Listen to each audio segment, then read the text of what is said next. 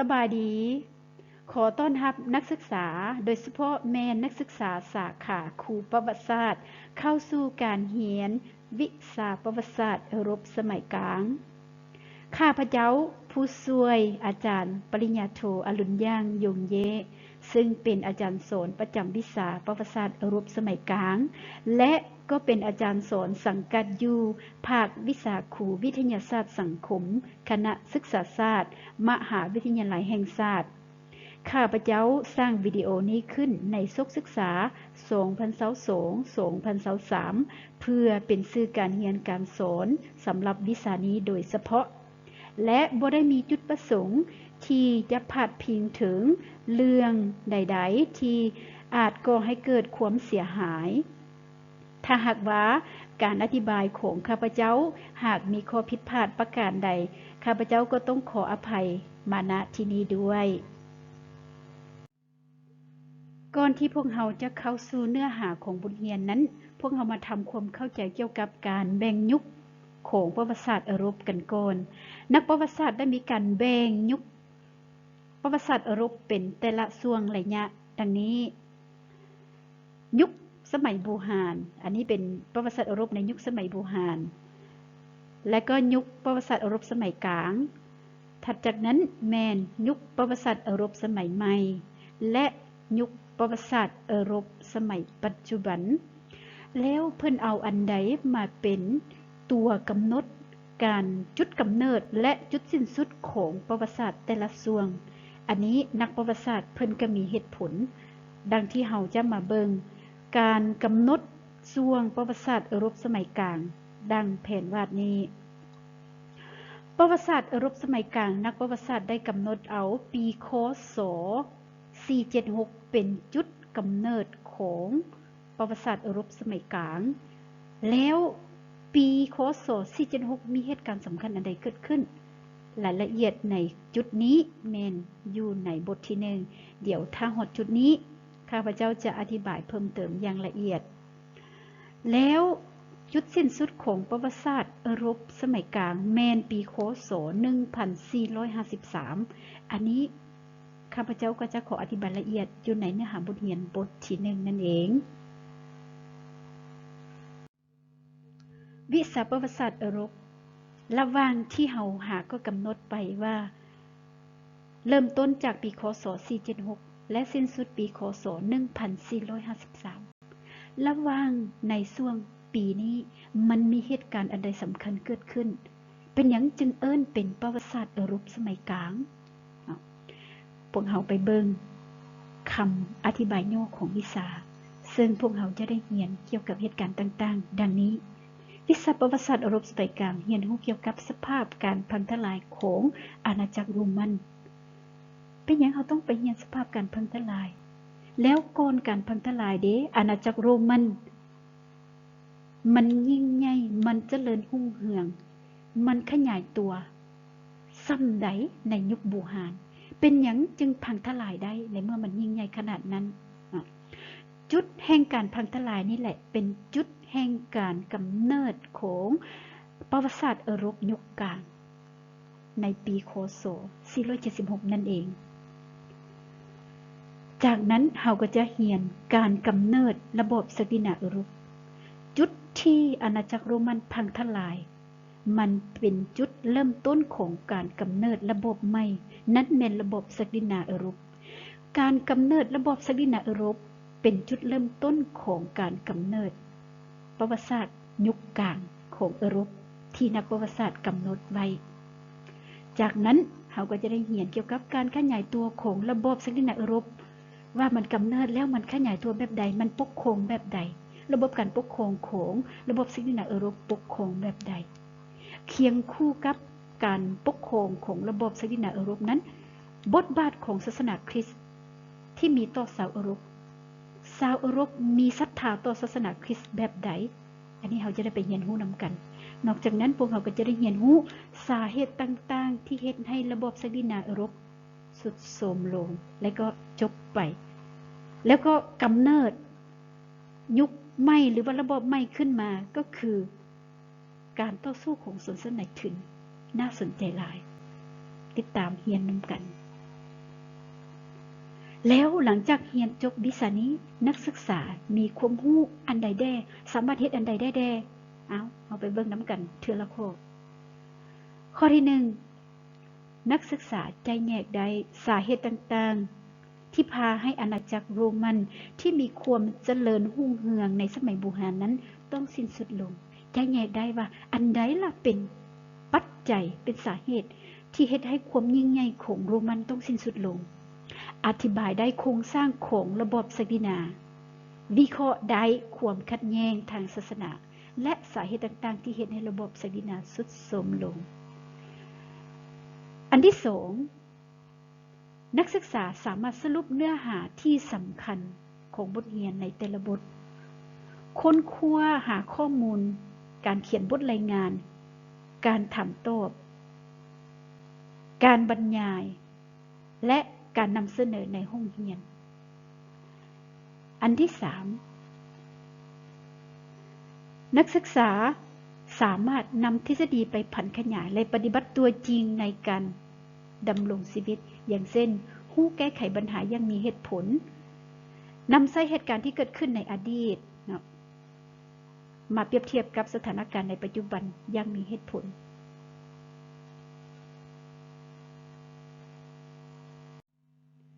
เข้าสู่เนื้อหาบทเรียนของพวกเราเลยเนาะบทที่1การพังทลายของอาณาจักรโรมันคือที่ข้าพเจ้าหากเว้าไปในสไลด์ถัดมาว่าก่อนที่เราจะไปเรียนรู้เกี่ยวกับการพังทลายของอาณาจักรโรมัน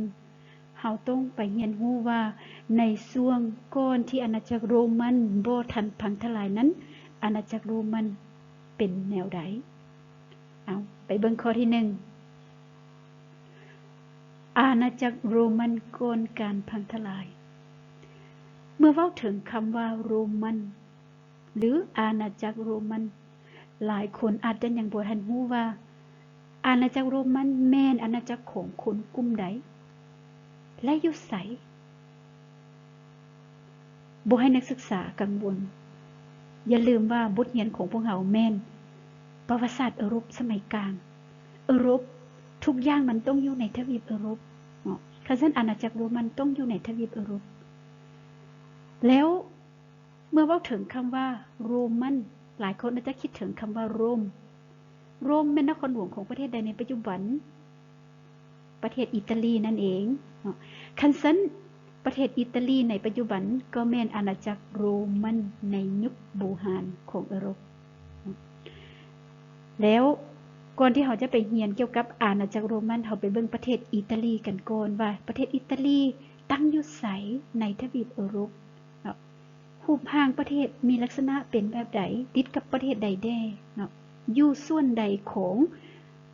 ทวีปยุโรปเอาไปเบิ่งแผนที่ประเทศอิตาลีเห็นเนาะอิตาลีสีส้มเนาะสีส้มเข้มส่วนว่าอันที่เราเห็นอยู่ข้างลุมนี้แม่นดินแดนของทวีปแอฟริกาหรือว่าทางภาคเหนือของแอฟริกาเนาะดินแดนเหล่านี้ล้วนแล้วแต่แม่นดินแดนของทวีปยุโรปทั้งหมดประเทศอิตาลีเป็นแหลมใหญ่แห่งหนึ่งเนาะเป็นแหลมได้แหลมหมายถึงตอนดินที่เด้เข้าไปในทะเลหรือมหาสมุทรเขาเอิ้นว่าเป็นแหลมเนาะ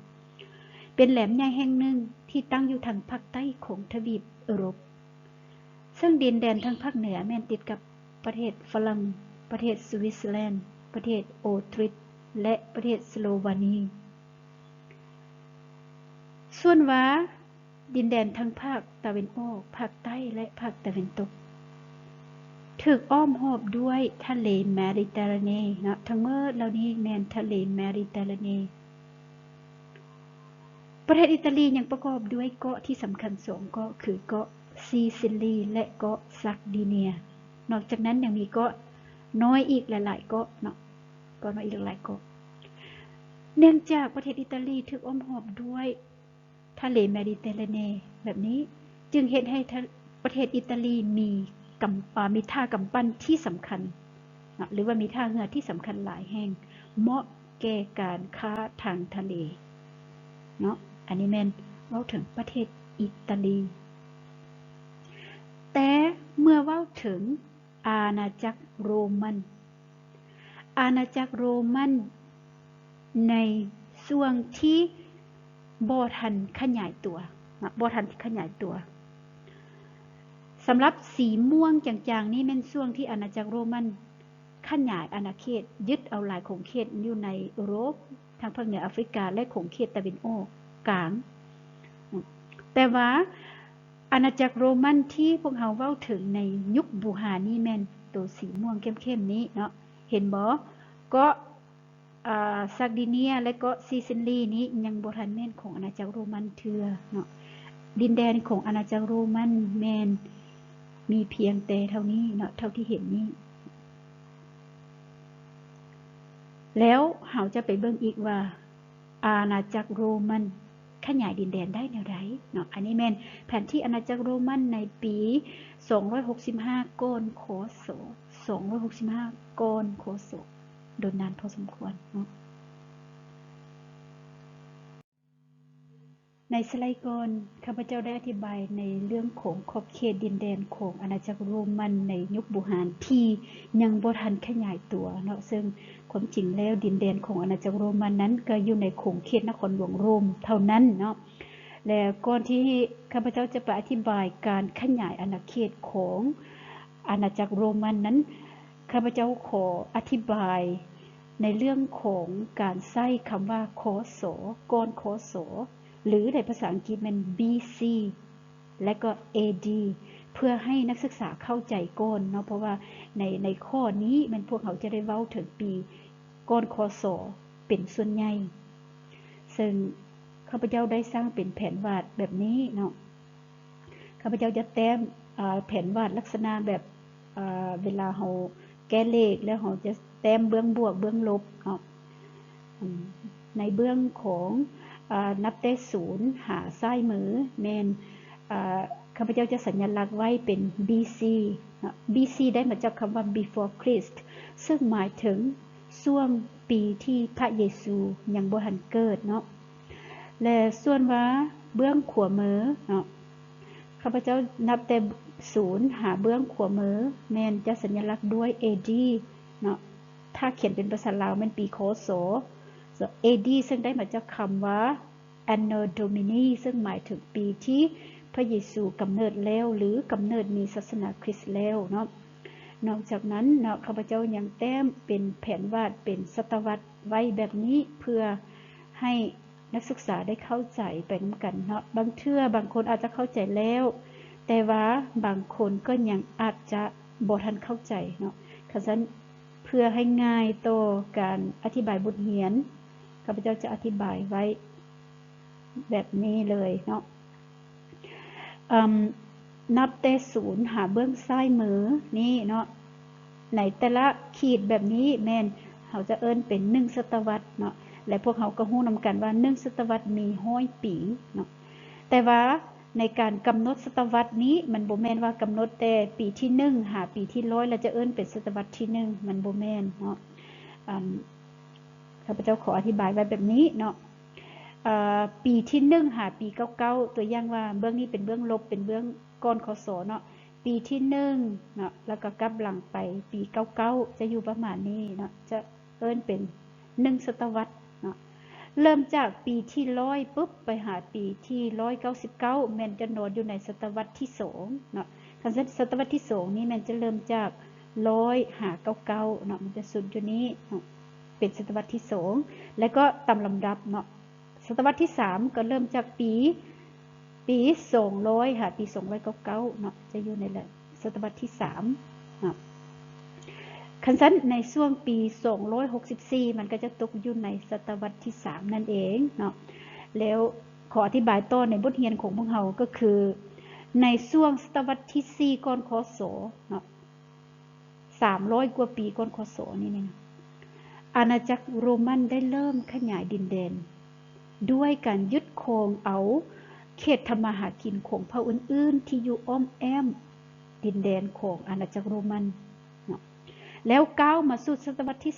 3ก้าวมาสู่ศตวรรษที่3นี้ดินแดนของอาณาจักรโรมันก็ขยายกว้างออก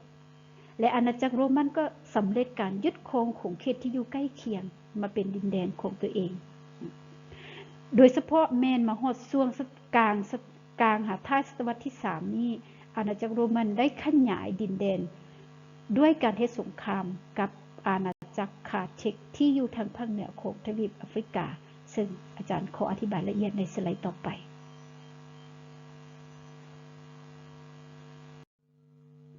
กับคืนเข้าสู่บทเรียนของพวกเราในสไลด์นี้พวกเรายังสืบต่อในข้อที่1อาณาจักรโรมันก่อนการพังทลายโตและนับตั้งแต่ศตวรรษที่3หาศตวรรษที่2ก่อนคศนั้นอาณาจักรโรมันก็ได้ดำเนินสงครามเพื่อขยายอาณาเขตกับอาณาจักรคาเทคที่อยู่ทางภาคเหนือของทวีปแอฟริกาสงครามครั้งนี้เอิ้นว่าสงครามปูนิกซึ่งมีถึง3ครั้งดังนี้ครั้งที่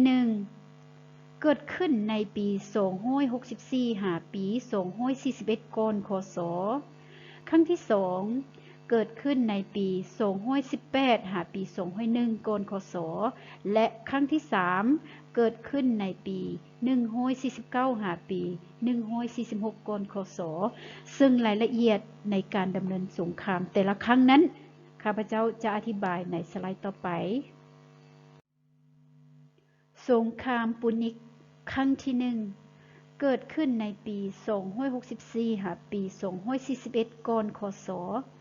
สงครามครั้งนี้บ่แม่นข้อขัดแย้งโดยกงระหว่างอาณาจักรคาเทคและอาณาจักรโรมันแต่แม่นข้อขัดแย้งระหว่างอาณาจักรคาเทคกับอาณาจักรเกรกที่อยู่ทางเบื้องนี้แต่เนื่องจากว่าอาณาจักรเกรกมีกำลังที่บ่เพียงพอและเห็นว่าอาณาจักรโรมันกำลังมีความเข้มแข็งโดยเฉพาะแม้นทางด้านการทหารอาณาจักรเกรกจึงได้ไปขอความช่วยเหลือจากอาณาจักรโรมันเพื่อไปเฮ็ดสงครามกับอาณาจักรคาเทคในครั้งนี้จากการดำเนินสงครามในเบื้องต้นปรากฏว่าฝ่ายอาณาจักรคาเทคเป็นฝ่ายบุกและชัยชนะเกือบที่จะตกมาเป็นของฝ่ายอาณาจักรคาเทคแล้วโดยฝ่ายคาเทคนี้ได้บุกเข้าไปเกือบฮอดทางภาคใต้ของอาณาจักรโรมันแต่ในที่สุดแล้วชัยชนะก็ตกมาเป็นของฝ่ายอาณาจักรโรมัน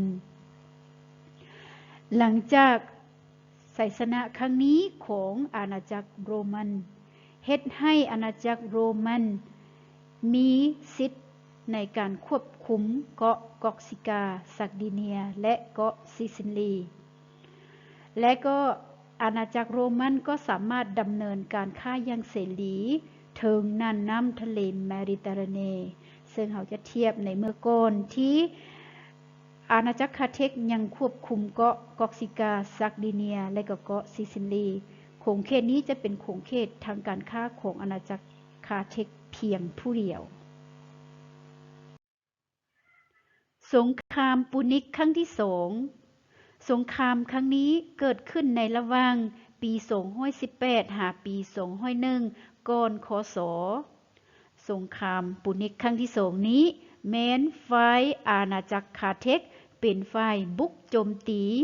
อาณาจักรโรมันก่อนแต่ด้วยเหตุผลจากชัยชนะของสงครามปูนิกครั้งที่1เฮ็ดให้อาณาจักรคาเทคสูญเสียเกาะที่สำคัญเทิงทะเลเมดิเตอร์เรเนียอย่างเช่นเกาะกอกซิกาเกาะซักดิเนียและเกาะซิซิลีให้แก่อาณาจักรโรมัน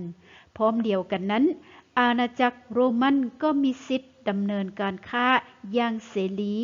ถึงทะเลเมดิเตอร์เรเนียดังนั้นอาณาจักรคาเทคใต้การนำพาของแม่ทัพที่มีชื่อเสียงชื่อว่าฮันนิบัลได้นำทัพมุ่งหน้าสู่อาณาจักรโรมันในปี218ก่อนคศเพื่อต้องการที่จะทวงคืนสิทธิ์ในการครอบครองบรรดาหมู่เกาะที่สำคัญถึงทะเลเมดิเตอร์เรเนียและต้องการทวงคืนสิทธิ์การค้าทางทะเลถึงทะเลเมดิเตอร์เรเนียของอาณาจักรคาเทคแต่จากการดำเนินสงครามจากปี218หาปี201ซึ่งใช้เวลานานถึง10กว่าปีนั้นปรากฏว่า ในที่สุดแล้วไสยสนะก็ตกมาเป็นของอาณาจักรโรมันเหมือนเดิม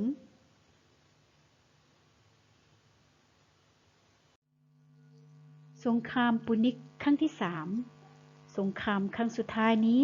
เกิดขึ้นแต่ปี149หาปี146ก่อนคศสงครามครั้งที่ 3 นี้แม้นฝ่ายอาณาจักรโรมันเป็นฝ่ายบุกโจมตีอาณาจักรคาเทกก่อนด้วยการบ่ให้อาณาจักรคาเทกขยายอาณาเขตตืมพร้อมเดียวกันนั้นอาณาจักรโรมันยังอยากให้อาณาจักรคาเทกถอยออกจากการค้าทางทะเลเมดิเตอร์เรเนียนแต่อาณาจักรคาเทกบ่ยอมดังนั้นอาณาจักรโรมันจึงได้กักเกียมกำลังจำนวนมหาศาลบุกเข้าสู่อาณาจักรคาเทกอย่างบ่ปราณีตและตลอดช่วงการดำเนินสงครามแต่ปี149หาปี146นั้นดินแดนที่อาณาจักรคาเทกเคยครอบครองแม่นค่อยๆตกมาเป็นของอาณาจักรโรมันเทื่อละน้อยหมายความว่าไสยสนะแม่นตกมาเป็นของอาณาจักรโรมันเรื่อยๆจนในที่สุดมาฮอดช่วงปี146ก่อนคศนี้ดินแดนของอาณาจักรคาเทกยังคงเหลือไว้แต่คงเขตตัวเมืองคาเทกเท่านั้น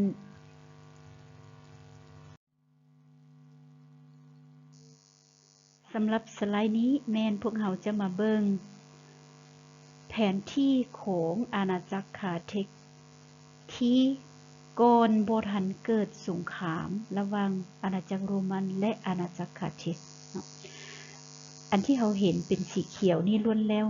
แต่แม่นดินแดนที่อาณาจักรคาเทกครอบครอง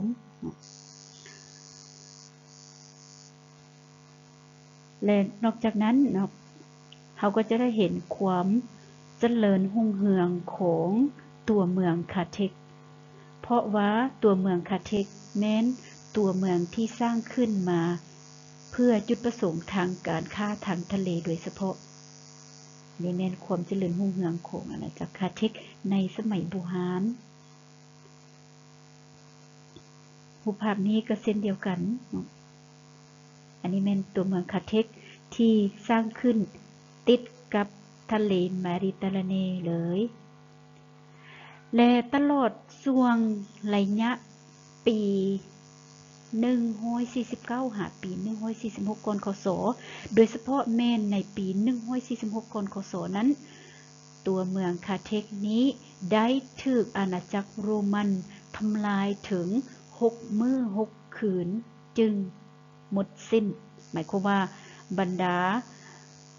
ท่าเรือบรรดาเรือนตึกอาคารต่างๆที่ถูกสร้างขึ้นนี้แม่นถูกกองกำลังของอาณาจักรโรมันจำนวนมหาศาลนั้นทำลายเป็นเวลาถึง6มื้อ6คืนทั้งจุดทั้งเผาทั้งทับม้างเพื่อบ่ให้เหลือแม้แต่ซากหลังจากที่อาณาจักรโรมันมาครอบครองดินแดนของอาณาจักรคาเทกแล้วนับแต่นั้นมาชื่อของอาณาจักรคาเทกก็ถูกลบออกจากแผนที่การเมืองโลกแต่นั้นจนมาฮอดทุกวันนี้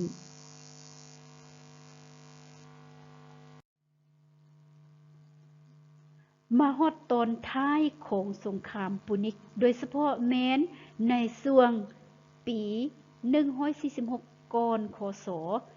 ในขณะที่อาณาจักรโรมันได้ไปทำลายอาณาจักรคาเทกจนหมดเกลี้ยงนั้นอาณาจักรโรมันก็หันไปเฮ็ดสงครามขยายอาณาเขตไปทางภาคตะวันออกด้วยการยึดเอาอาณาจักรเกรกและหัวเมืองขึ้นต่างๆของอาณาจักรเกรกในปี146ก่อนคศในปีเดียวกันนั้นและก็ยึดเอาเอเชียไมเนอร์หรืออาซีน้อยซึ่งเป็นประเทศตุรกีในปัจจุบันนั่นเองเป็นอย่างจึงเอิ้นว่าเอเชียไมเนอร์เนื่องจากว่าดินแดนของตุรกีนั้นเป็นดินแดนที่นอนในทวีปอาซีดังนั้นดินแดนของประเทศตุรกีจึงได้กลายมาเป็นส่วนหนึ่งของอาณาจักรโรมันในช่วงปี146ก่อนคศอันนี้แม่นแผนที่ของอาณาจักรโรมัน ที่ได้ขยายดินแดนเทื่อละน้อยเทื่อละน้อยดังที่เราเห็นในแผนที่นี้อาณาจักรโรมันได้ครอบครองดินแดนทั้งหมดของอาณาจักรคาร์เทกนอกจากนั้นยังได้ขยายอาณาเขตไปทางภาคตะวันออกกลางของเขตนี้และก็ของเขตเอเชียไมเนอร์หรือประเทศตุรกีอันนี้แม่นแผนที่ของอาณาจักรโรมันหลังจากที่อาณาจักรโรมันขยายดินแดนได้กว้างขวางแบบนี้นับตั้งแต่ปี133ก่อนคศโรมันได้กลายเป็นมหาจักรพรรดิและได้ขยายตัวสูงสุดในรัชกาลของพระเจ้าออกเทเวียสที่ปกครองตั้งแต่ก่อนคศ27หาปีคศ14ก่อนคศ27หาปีคศ14เนาะช่วงระยะนี้เป็นช่วงที่ว่าอาณาจักรโรมันได้กลายเป็นมหาจักรพรรดิและขยายตัวสูงสุดจากนั้นพระเจ้าออกเทเวียสก็ได้กลายเป็นเจ้าจักรพรรดิองค์ทำอิฐของอาณาจักรโรมันและก็ได้นำมายศเป็นพระเจ้าโอกุตัสนั่นเองหลังจากที่อาณาจักรโรมันขยายดินแดนไปสู่แต่ละขงเขตได้สำเร็จและขยายตัวสูงสุดในรัชกาลของพระเจ้าโอกุตัสนั้นอาณาจักรโรมัน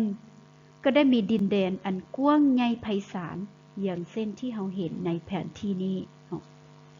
ดินแดนของอาณาจักรโรมันรวมเอาทางภาคเหนือของทวีปแอฟริกาขงเขตอาซีน้อยขงเขตตะวันออกกลางและก็เกือบครึ่งหนึ่งของทวีปยุโรปเมื่อเราเทียบใส่แผนที่โล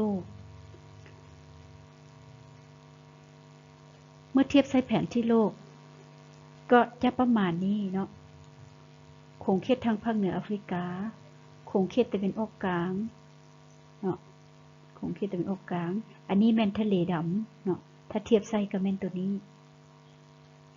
แล้วก็มาขงเขตบรรดาประเทศต่างๆเกือบครึ่งหนึ่งของทวีปยุโรปขงเขตประเทศอังกฤษเนาะล้วนแล้วแต่เป็นดินแดนของอาณาจักรโรมันเนื่องจากว่าความยิ่งใหญ่ของอาณาจักรโรมันแบบนี้ในประวัติศาสตร์ยุโรปนักประวัติศาสตร์จึงได้กำหนดเอาช่วงที่อาณาจักรโรมันแยกตัวและก็พังทลายลงนั้นเป็นจุดเริ่มต้นของประวัติศาสตร์ยุโรปในยุคกลางนั่นเอง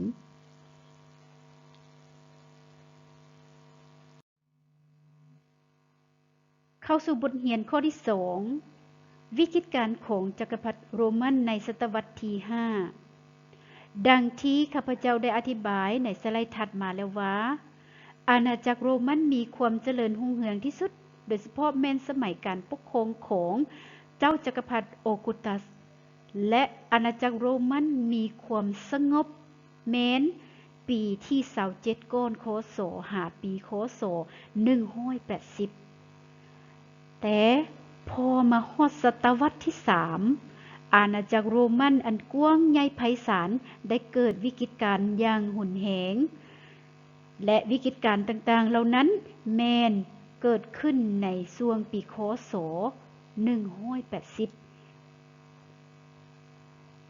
วิกฤตการณ์ของอาณาจักรโรมันนั้นเริ่มมาจากการเข้ามาของกลุ่มคนที่อยู่ทางภาคเหนือของยุโรปเข้าสู่อาณาจักรโรมันหรือเอิ้นว่าการเข้ามาของศัตรูภายนอก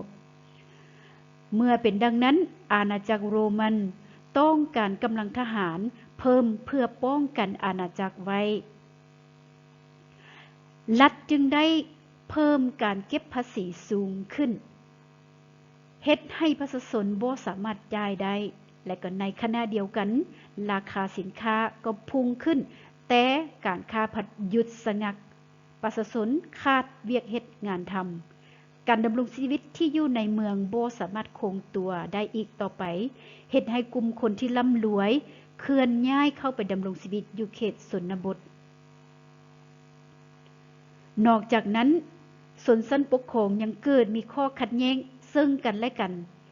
อันเป็นสาเหตุเฮ็ดให้ เกิดมีการสับเปลี่ยนกันขึ้นปกครองอยู่เรื่อยๆเฮ็ดให้ระบบการบริหารอ่อนแอลงอีกด้านหนึ่งในเวลานี้